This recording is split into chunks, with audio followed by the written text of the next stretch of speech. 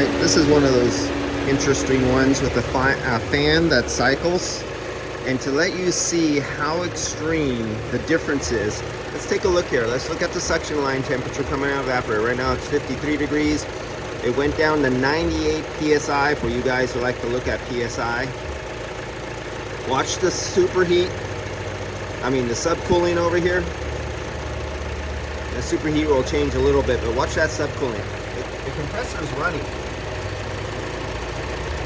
But look at that high side pressure. This uses a cycling fan to control the head pressure. Now look at the temperature of the suction line. As the pressure goes up to 250, the suction line almost hits 39 degrees.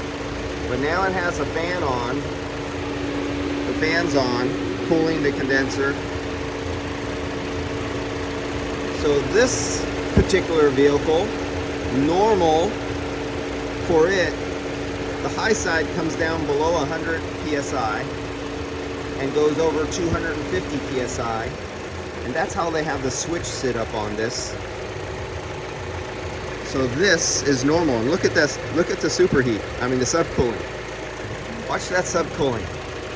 How would you like to do this? How would you like to be a residential or commercial guy, or you guys in HVAC out there? How would you like to have a piece of equipment that operates like this, where you're trying to set your charge on an expansion valve system using subcooling, and you have a subcooling that bounces up and down like this constantly, because that's the way the computer from the manufacturer has set it to operate. So how can you be one of the guys who have a little can and you're doing the whole circle jerk off thing with a can, and you're trying to set the vehicle's charge by a certain pressure when it's constantly going up and down like that?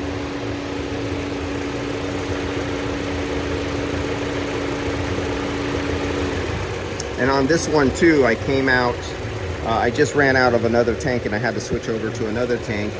And I was only 160 grams short, but at 160 grams short, it was basically identical numbers. Didn't change at all to what you're seeing right now, being 160 grams short.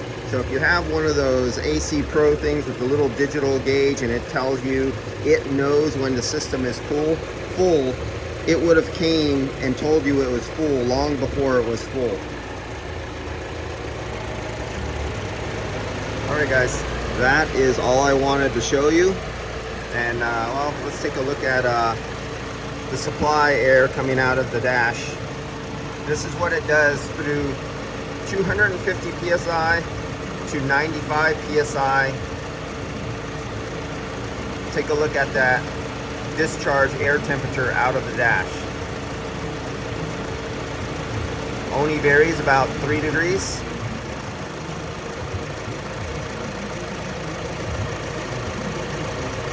That's it.